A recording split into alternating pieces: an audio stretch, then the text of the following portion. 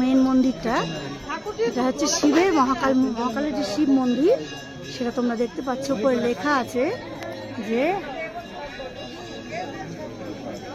মহাকাল শিব মন্দির।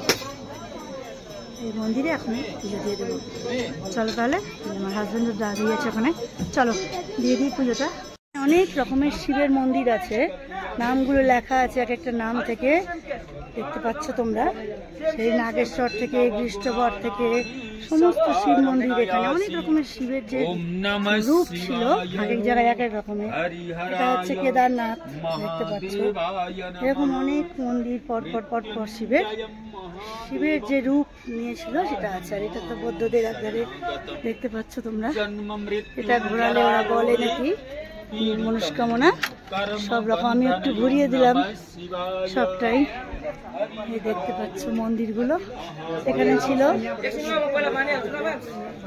এখানে একটা মন্দির আছে, এখানে দেবীর রূপ।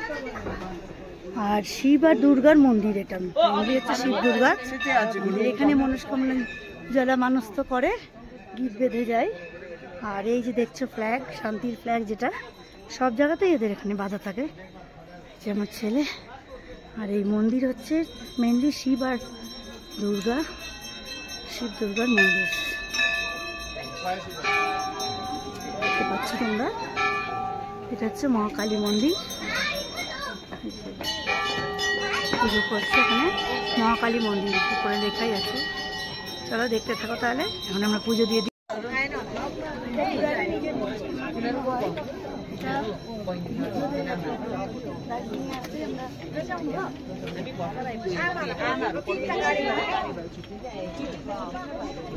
প্রদীপ জ্বালানো হচ্ছে, দেখো এখানে প্রদীপ সব সাজানো, যে যেমন দেবে এখানে পয়সা দিয়ে তারপর প্রদীপ জ্বালানো। এই শিব মন্দির তোমাদেরকে দেখালাম, পুজো করলাম, যে এখানে পুজো করলাম। দেখতে পেলে ভিড় প্রচণ্ড, তাই ভেতরটা ঠিক দেখাতে পারছি না, চেষ্টা করছি দেখানো। ভেতরে সব ফুল নিয়ে এই যে শিব মন্দির দেখলে তোমরা।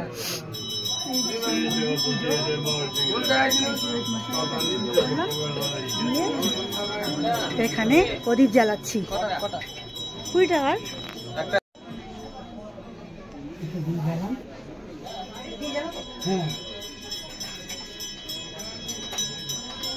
আসো এখানে,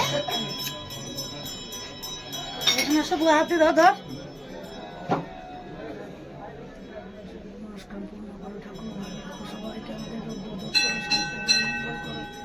ভালো করো, এটা নিলেই দেবো এবার।